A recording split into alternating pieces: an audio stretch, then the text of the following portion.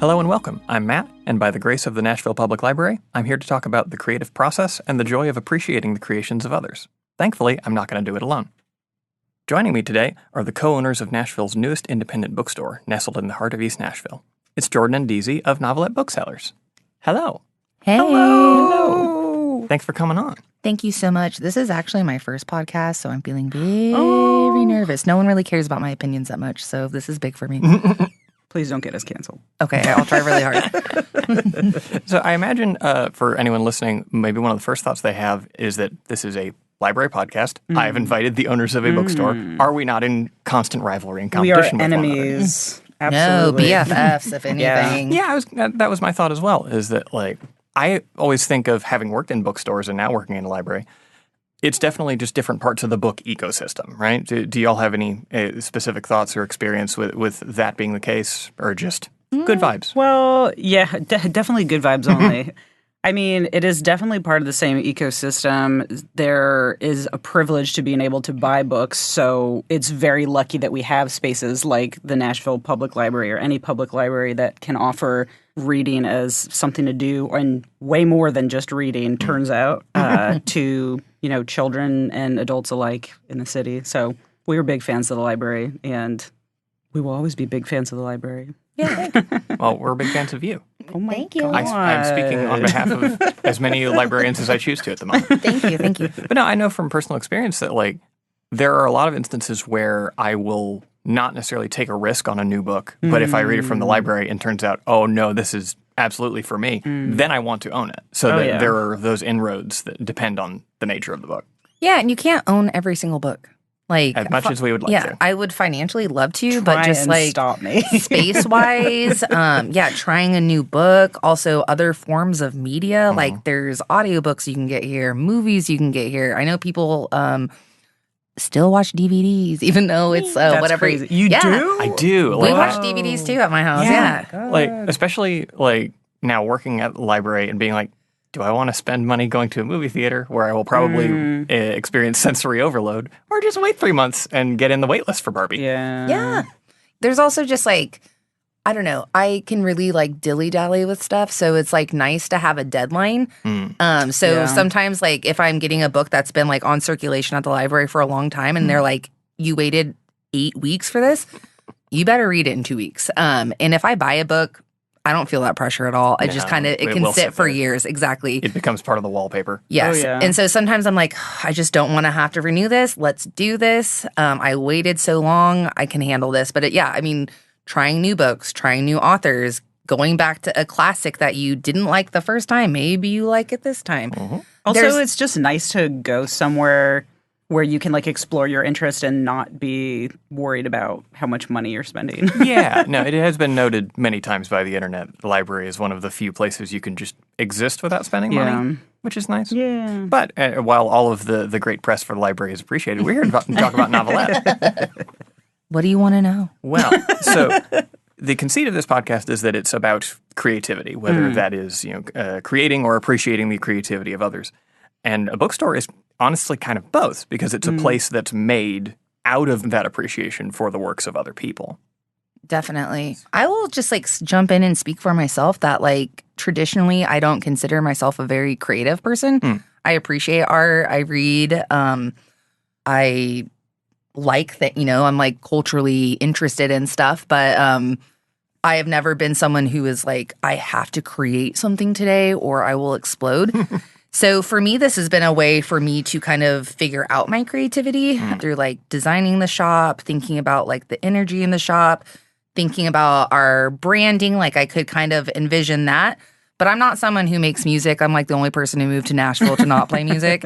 I'm like, what am I doing here? I moved here to go to Belmont and get an English degree. Exactly. So across the room fist bump solidarity. So for me, it's, it's like a bookstore, in my opinion, only personally speaking for myself, it's an area for me to be a critic. That's how I experience art. And for me, that's what it's been. But it's definitely, housing all our heroes, the people who do go make stuff. But Deezy's got a lot more creative energy than I do. I have no energy whatsoever. Lies. There is no energy here. Yeah, just you guys talking about why you moved to Nashville, and I'm like, well, I followed my drummer here, so lock me up. Yeah, I don't know. It is interesting because while it isn't necessarily thought of as like a creative job, I mean, we do really have to think about creativity in ways to make our shop stand out, make it welcoming, set the tone that we really want for the shop, which, as you know, since you've been there, is just like reading is fun. Everyone's welcome. Let's spill some tea. Let's chit-chat. But yeah, it is. I like what you said about like housing our heroes. That's lovely. Yeah. But yeah, it is really nice because we get to appreciate creativity so much. And I mean, books are amazing.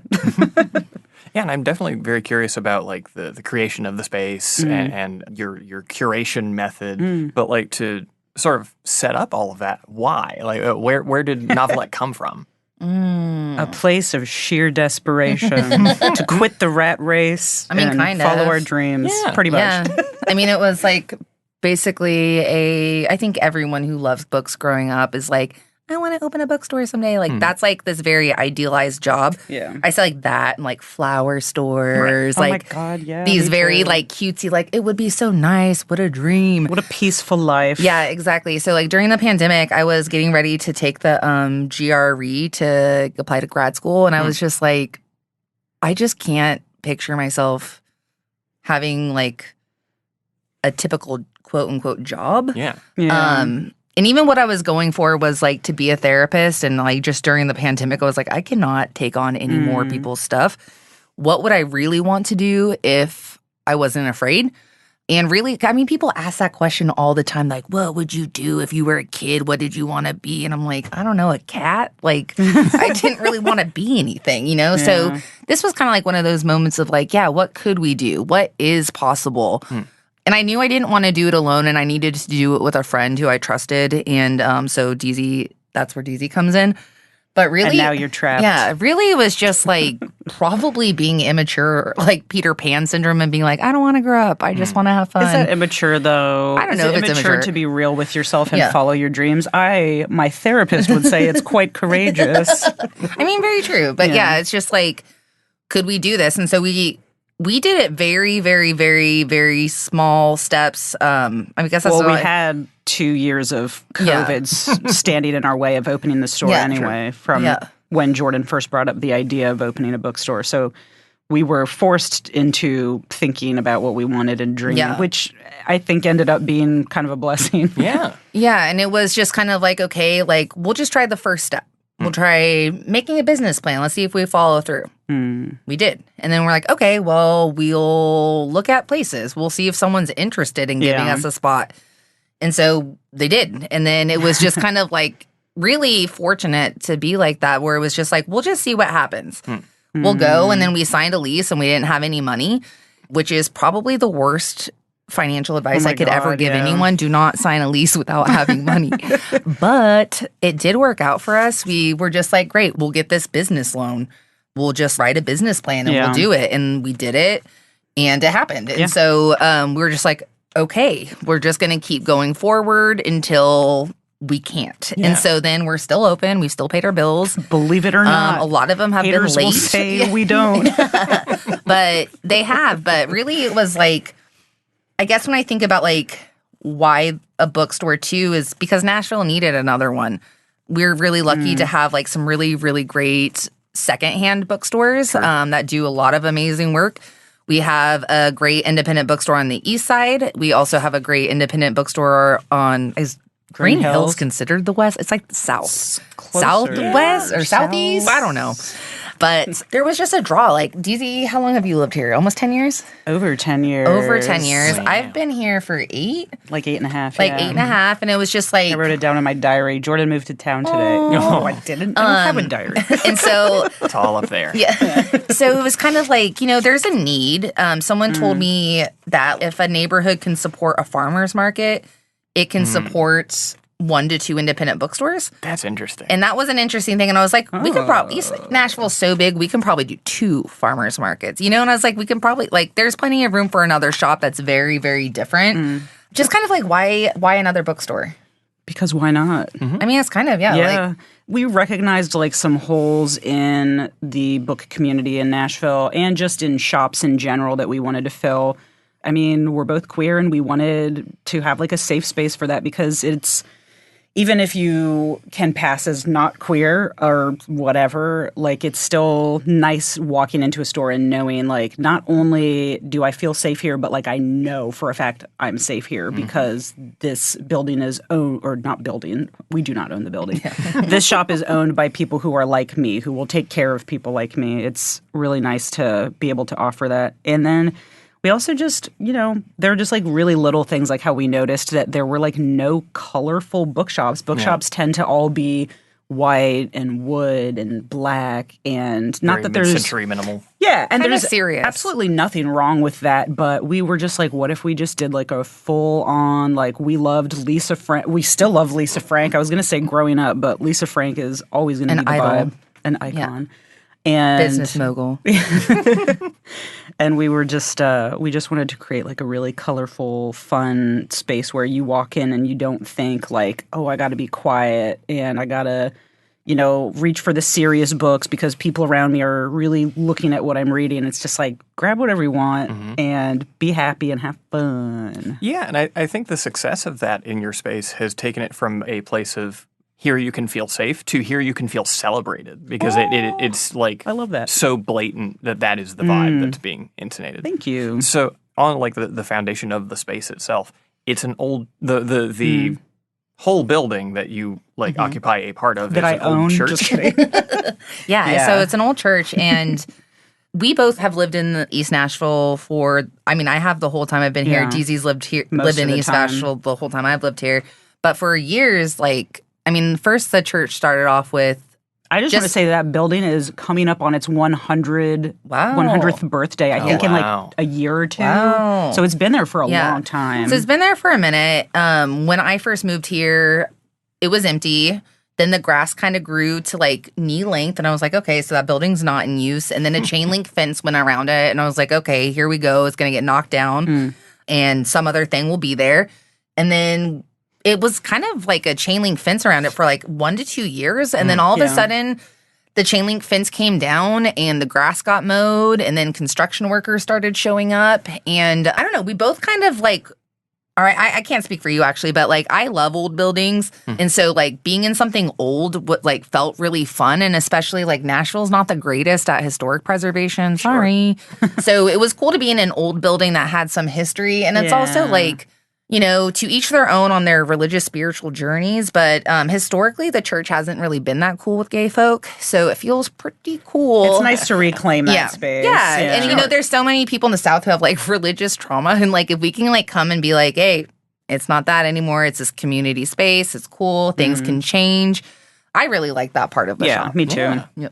And to your point of East Nashville being able to support another independent bookstore, I haven't lived on that side of town. It seems like East Nashville is maybe the only part of town that is in any way walkable. Yeah.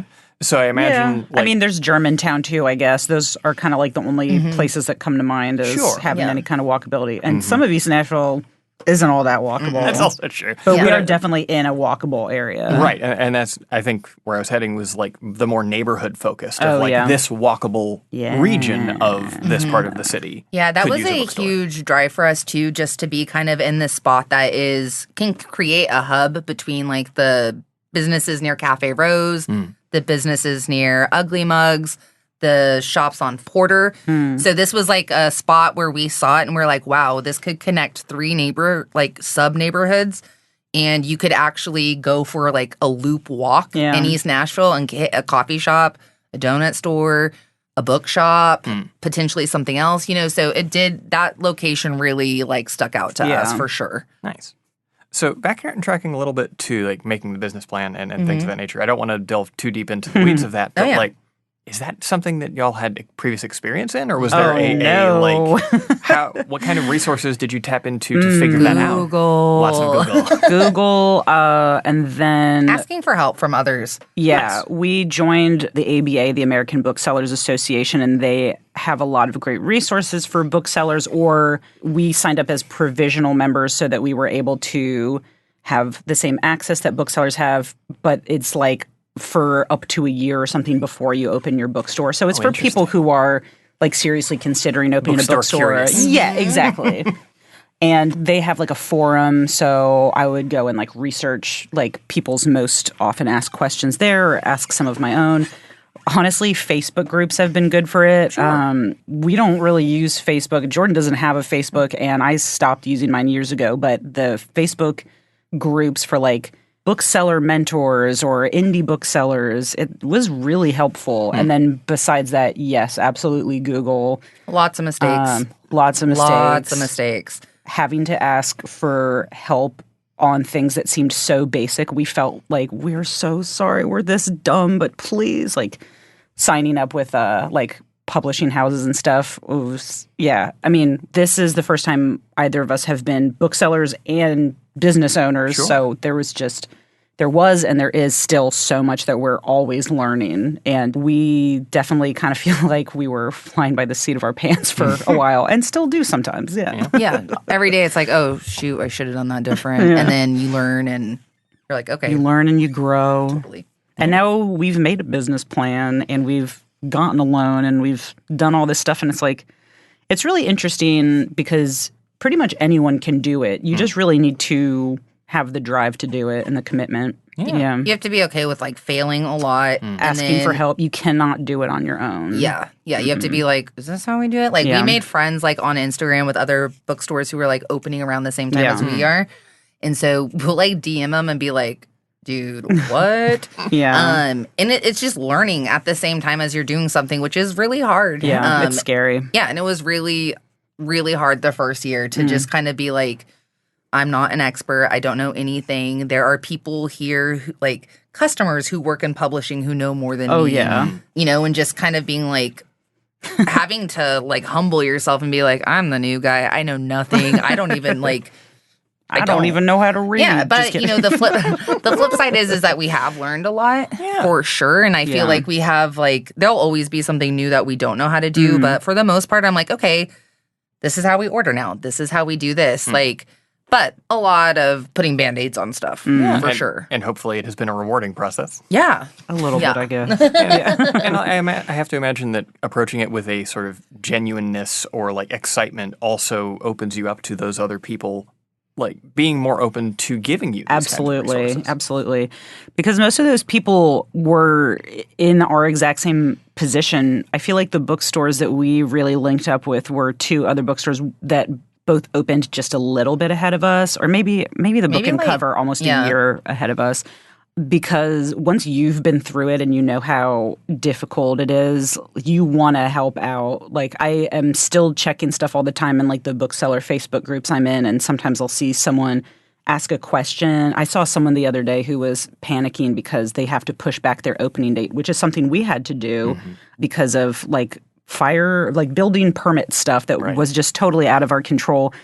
So I left a long comment being like, you got this, don't worry. And it's just, you know, when you've been there and you know how difficult it is, you want to help. So we were really lucky that the people we reached out to wanted to help us. But I think most of the time, the people who choose to open bookstores and become booksellers also want to pay it forward, so to speak. Yeah, it's not I know like we get to help people too, and that's nice. Yeah, it's like nice to help. It's not an industry where like you're reinventing the wheel and you have to be like, we're hiding how we run a bookstore from everyone else. Like there's no magic recipe that we're doing. So it's like, why not help? Yeah. It's a weird, and it's kind of like a, I don't know what I'm trying to say, like a small community where we're all have like the same struggles, you know? Yeah. So it's like, there's no point. I mean, I guess it's like different though if you were going to say like, come up to me and be like, hey, tomorrow I want to open up a bookstore next to your shop. Will you give me advice? I might be like. That would be a little frustrating. I might be like, you might want to go across town or, you know, something like that. But for the most part, it's like, we wouldn't be here without people giving us free advice. Yeah. Oh, and actually, so you mentioned trying to fill a specific niche within Nashville bookstores.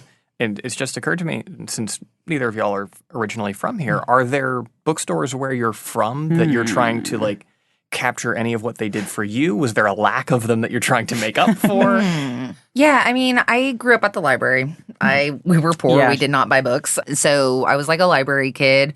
And it's so funny. I think I went to like a Barnes & Noble a few times in my hometown, but like for the most part, like library was where it was at. And then after some time away from home, I lived in Portland, Oregon. And Powell's is huge. Obviously, everyone knows block of books. And I loved that kind of like right in the middle of town kind of feel. It's like right in the middle of downtown. Like, and Portland downtown is like actually very centered and you can kind of get from all points.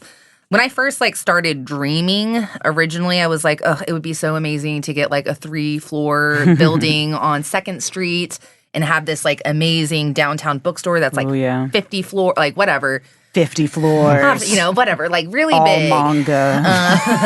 Like all, My dream. Yeah, I wanted to make Deezy's dreams come true. So it wasn't like that, but there was like a stuffiness that we didn't really want. Yeah.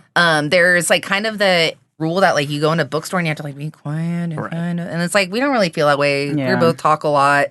I don't know. There's not that many places to meet people like these days. I kind of feel like that aren't bars or that kind of thing, and it's like. I don't know. We just wanted to create a spot that was like also a hangout. Yeah. In a way, like obviously we don't want people there. After dark. Yeah, we obviously don't want people like camping out and like there's hanging not out. a couch. Yeah, there's not a couch for a reason. But yeah, it was just like this should be fun. Like you should be able to like talk to someone or chit chat, and it just seemed like we just wanted to create like more of a fun space for adults. Yeah. Kids obviously welcome and they come, but like there's a lot of seriousness to being an adult that we're like we are big believers in being kids forever. Taking care of our inner child to the next level. Yeah. Adult joy needs to be cultivated. Yeah. Absolutely. I mean, so many people don't realize how important it is to have hobbies and do fun things and it doesn't have to be booze and drugs. Yeah. On the space itself, obviously, for anyone listening, if you haven't already, I strongly encourage heading to novelettebooksellers.com or their Instagram to get a look at what we're talking about in terms of the space itself. But, like, there's some pretty phenomenal murals and a lot of bright colors. Did you give any, if you want to shout out to the people who did some of that design, but were there any specific notes that you gave them? Oh, yeah. Yeah. So, shout out to Kayla Fritz, who... Yeah, goes by Good Snake. Good Snake, and then sometimes as Stray Doggy now. They're getting into tattoo, and I think that's their tattoo account. But basically, we knew we wanted some murals. We wanted some big, colorful stuff, and we kind of asked around some friends, and a few people were like, you got to ask Kayla.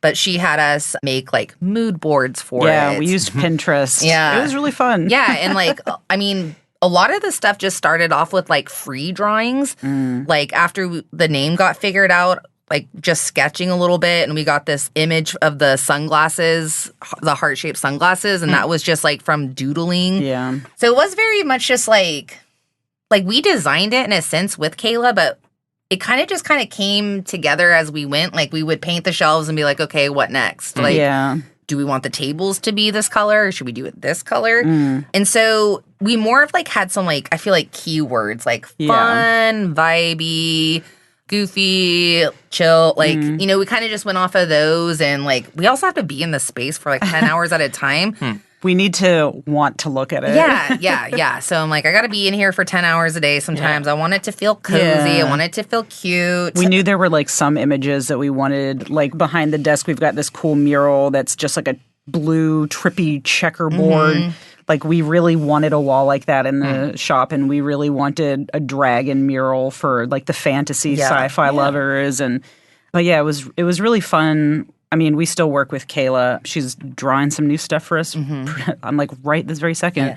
But it was really fun working with her because we got to create the vision boards, which we just, like, went wild. And we were like, lava lamps, Lisa Frank, smiley faces. Like, and it kept coming back to just bright, colorful fun. Like kind of psychedelic in a way. And she's a true joy. So shout out to Kayla. Everyone should work with Good Snake.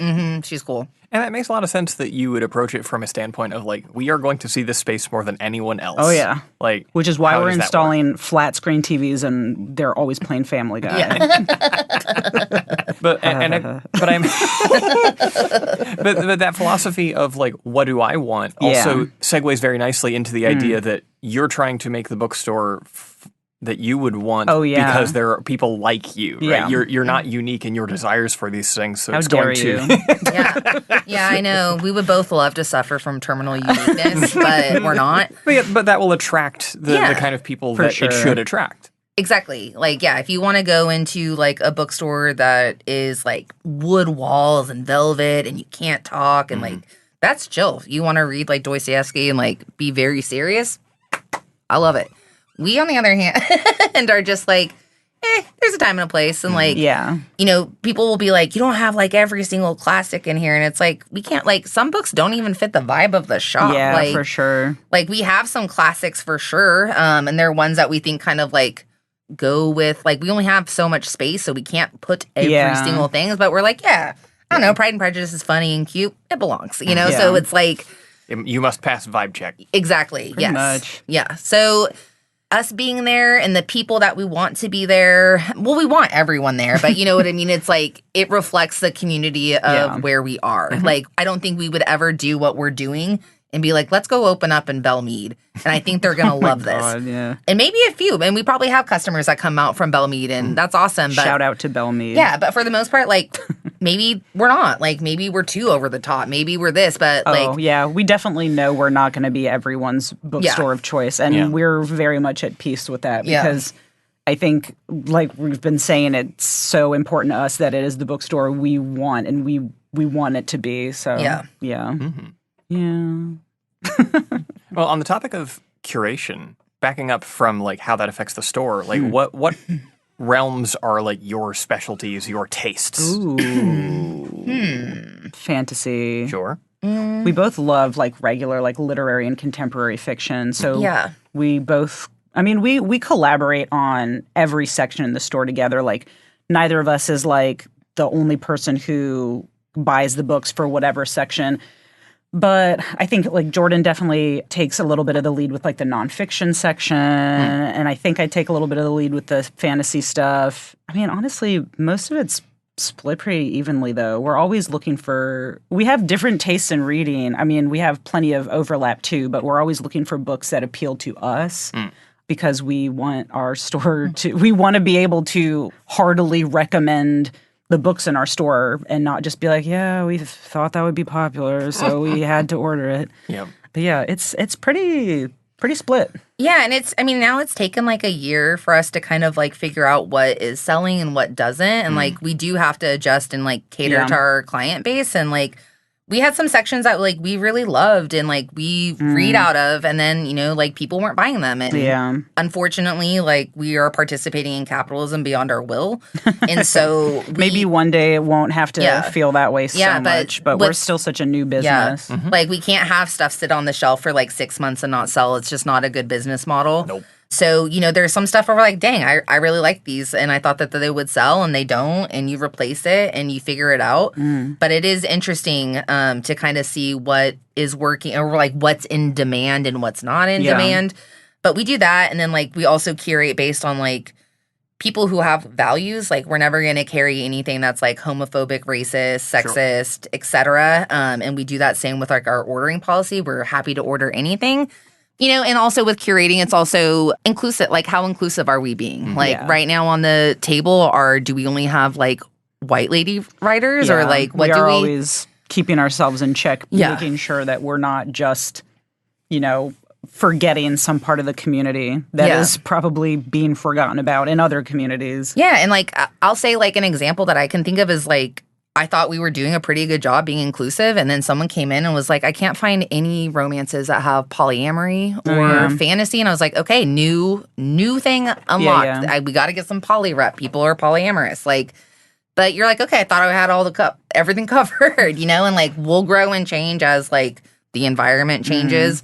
Yeah. For sure. But yeah. And always making sure that someone is not forgotten. Yeah. And to a certain degree, you then have to like figure out, is anyone publishing that? Like, because you're at the whims a little bit of like what trends even gets put into print. Not only to say trends, but it's like, it is literary kind of trends. yeah. But it's like like first it was like straight romances were all, and then it was like, oh, okay, we can do a gay one, you know, and then it was like, okay, we can do gay interracial, you know, like really go to like stuff that's not the typical straight white stuff.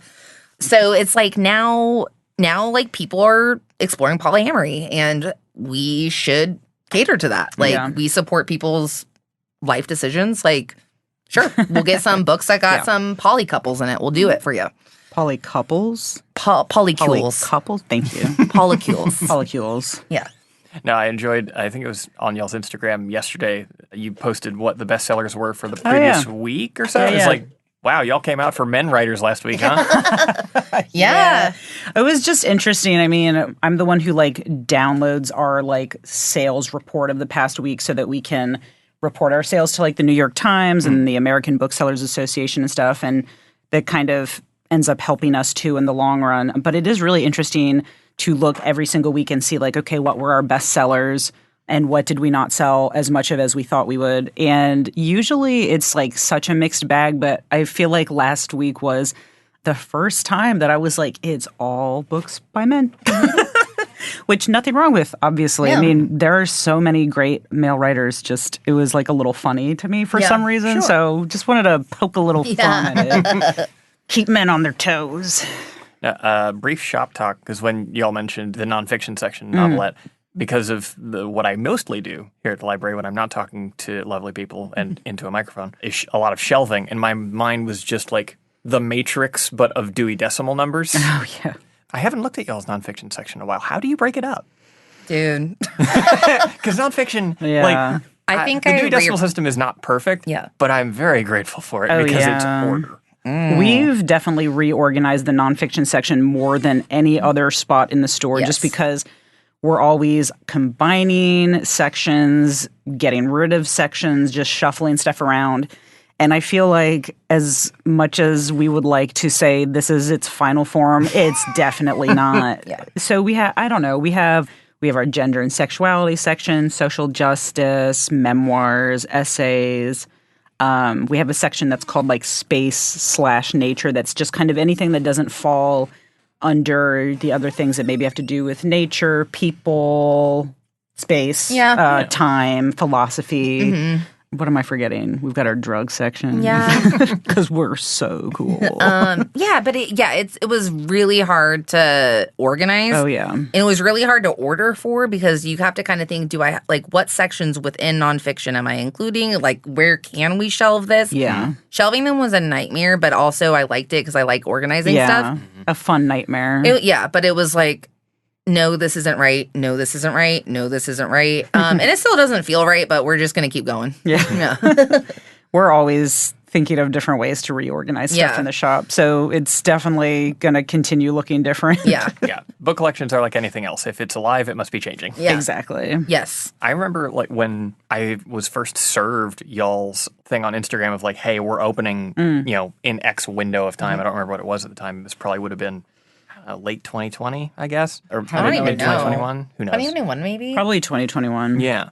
I remember the thing that made me go, ooh, was y'all specifically called out a focus on graphic novels. Oh, yeah. Which I went, ooh, yes. It's for me. You know, for a while on the east side, there was Brain Freeze Comics that took up some nice space in Gift Horse for a while, and I loved Brain Freeze Comics. And then Stewart, who owned it, went back to grad school out of state, and it just kind of disappeared. And, there are a couple comic shops around Nashville, but East Nashville was really lacking graphic novels and comic books, and I love graphic novels. I say to Jordan all the time that I'm just like, I should have just opened like a little closet of a store that's just comic books, because who doesn't like to look at pictures? But I wish we could have more space for our graphic novels in the store. Just everything. Yeah, I wish we had more space in general. We're definitely very proud of our curation, and I love anytime anyone buys graphic novels with us. Me. Yeah. Like me. And what's amazing is that kids go crazy for graphic novels these days. Like when I was a kid and I was reading comics, I was like kind of a weird one. And now it's just kids come in. We sell so many more kids' graphic novels than any other kind of kid book. Like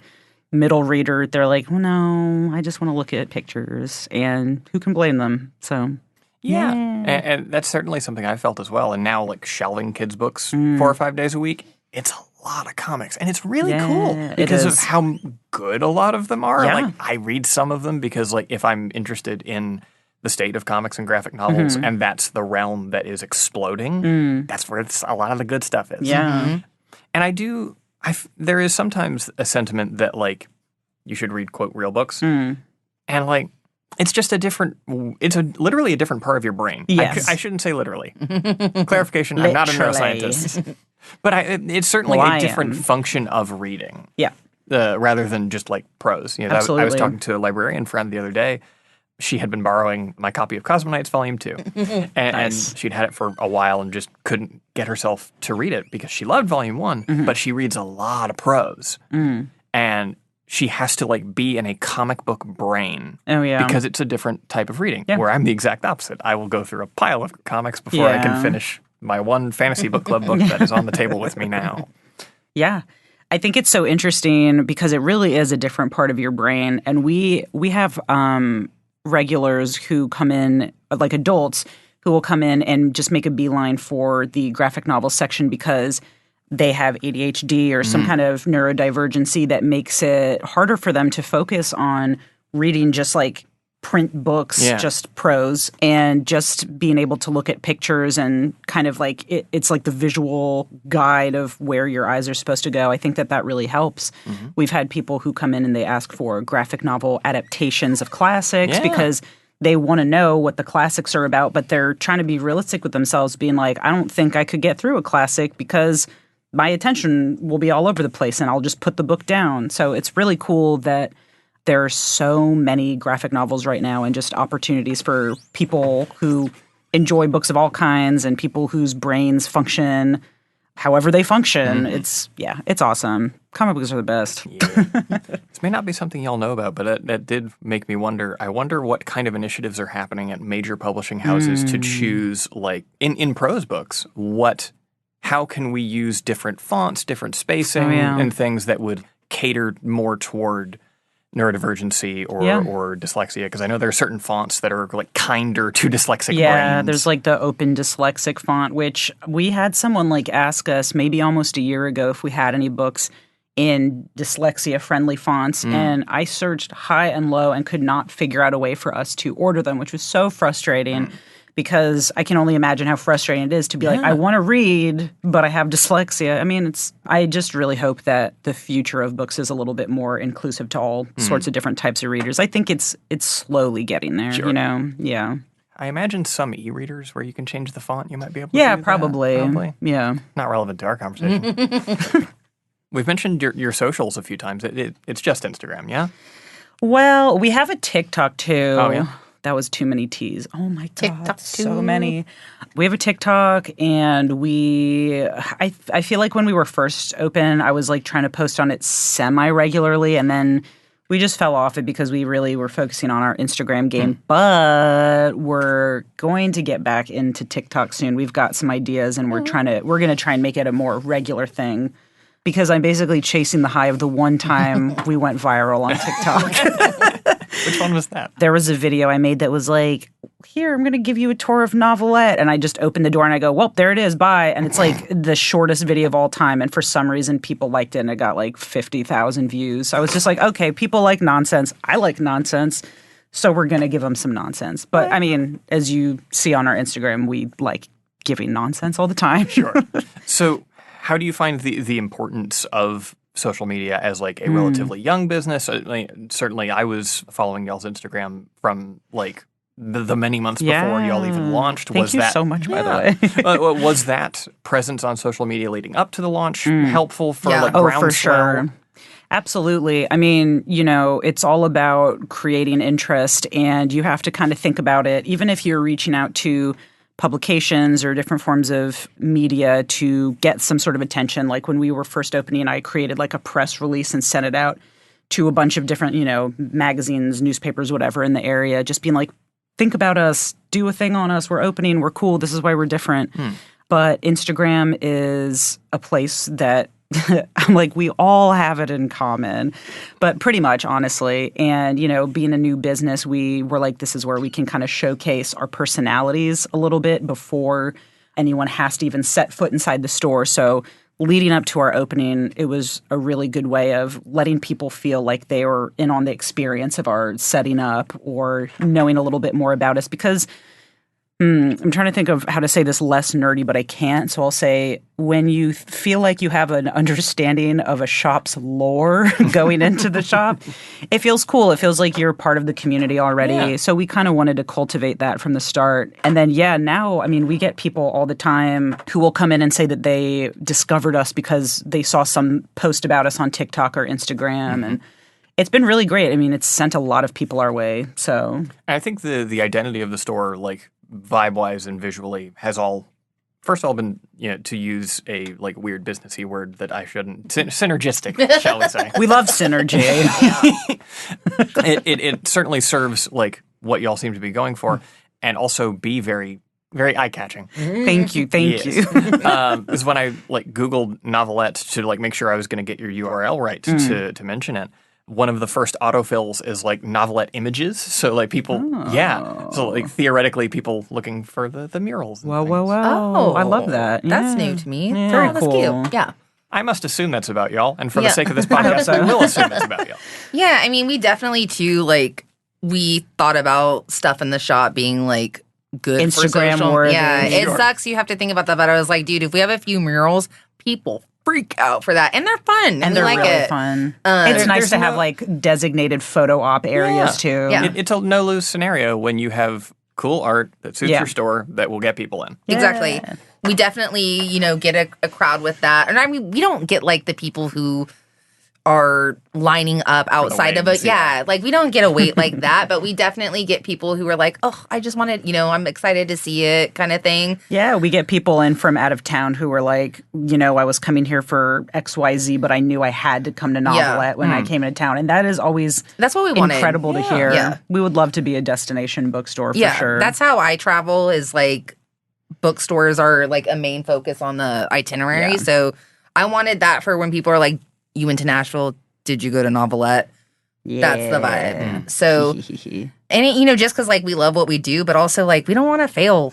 Owning a business is speak for yourself. I love failing. And it's a bookstore is one of those things where people are are you sure everything's cheaper on Amazon? And kind of thing, and you get talked out of it. But book sales are up. Mm-hmm. Yeah, have been for years, and they have been. Yeah, and people are digging it, and people are disconnecting a little bit more from technology and keeping it simple, and we just want to stay. We just want this to keep going so that we can keep having fun and keep growing. And already in the last year, we already have new stuff that's happening in the shop that we're just excited. We just want to see what can happen. Yeah. So as long as Instagram is kind of terrible in a lot of ways. So we try to just make a little spot on it where it's not terrible. We don't get people fighting in the comments. Yeah. No. Deezy, maybe sometime. Just kidding. Okay. I'm kidding. I'm I fought with someone one time. That's actually something I was wondering about because part of the vibe on the Instagram is that it's kind of an open dialogue to some degree. Yeah. Or I guess you are controlling the space but leaving it open for dialogue. I remember a specific day where you were musing on whether to open or not, on whether it was maybe inclement weather. I don't remember. Yeah. And then everyone started DMing you Deezy, go home. Oh, yeah. Oh, yeah. Every once in a while, we're just we don't know what we should do. We don't know what people want from us. And we'll just go to the Instagram stories, put up a dumb little picture of our face and be I don't know, what should we do? Yeah. But yeah, I do remember what you're talking about because it was hilarious, the onslaught of DMs I had just being what are you thinking? Go home. You deserve rest too, which is so nice to hear from people as a business, because a lot of people think that you should just be on all the time. But it's really refreshing that we have this community that is very supportive. Yeah. Yeah. And the Discord. Yeah. And the Discord. Oh, yeah. The Discord's fun. Oh, nice. I'm just more I'm the Discord president, so. You are. I am. I created the Discord because, someone's beautiful idea. Well, we just need all nerdy ways for people to, chill. Yeah. Yeah. I love Discord, so why not?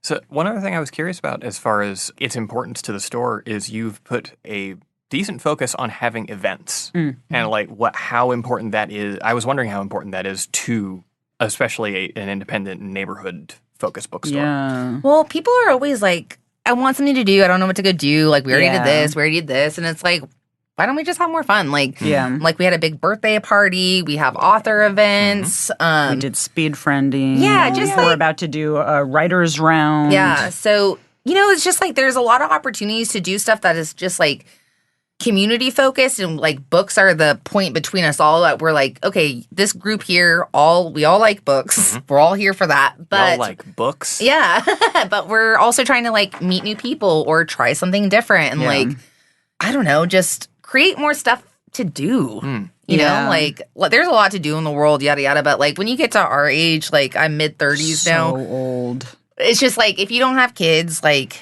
and you don't drink, Yeah. a lot of people leave you out of stuff. And so Yeah. we're like, we are going to create our own things to do. Yeah, like, I that's want to great. go to a writer's circle. I'll make it. Like, I want to do this. No one else is doing it. We'll do it. You know? So it's like really what I hope people will start to do in their communities is see a need for something and do it. Yeah. Someone's got to do it. And I think we're just like, whatever, we'll do it. It's not necessarily like a thing that we're selling books at, but like we want to help people write more or like be creative more. And like we have a space, we'll use it. Yeah. I was just going to say it's really nice to watch friendships get made too. Yeah. Like we know Several people who are friends now just because of the shop. And it's so, I mean, it's not hard for some of us to make friends. Just kidding. But we know it's hard to make friends sometimes as an adult. And yeah, what Jordan said about it being like books just kind of being like the interest point that you can kind of go from there. It's really nice to bring people together and be like, you're not so weird. You're not so different. You can meet like-minded people. You don't have to get drunk on Broadway. Well, you do, but Yeah, it sounds like there's, we started off talking about how theoretically this is a podcast about creativity in all its forms. And despite some early protest, I think it's important to note that there's a lot of this kind of cruft and like thought and mechanics behind anything that is actually also a creative process. Yeah. And like a creative brain will help solve those issues as well. So yeah. Hope that has encouraged y'all as to the creativity of your pursuit. You're the most creative person I've ever met. No. I mean, problem solving is creative, and the shop has a lot of problem solving. Yeah. A lot of on the fly thinking. Yeah. So yeah, I guess maybe there's more creativity there than I think. Yeah. As I told my therapist recently, there is a difference between making art and living artfully. Yeah. Whoa. Yeah. Very true. Very true. Yeah.